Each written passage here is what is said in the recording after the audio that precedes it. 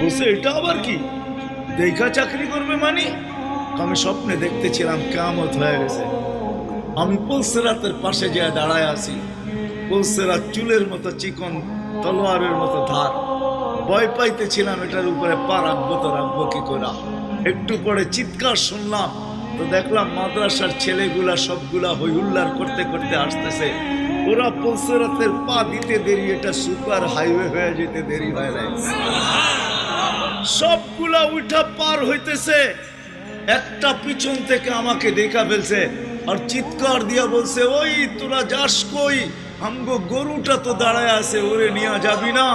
বলে সবগুলা পিছে ফিরে আসছে আর আমাকে উঠায়া কেউ হাতে কেউ পায়ে ধরা সব কাঁধে করে নিয়ে পার করা দিছে। ঘুমের থেকে জায়গা গেছি, এই জন্য চোখে দেখা আমি এখন চাকরি করতাম।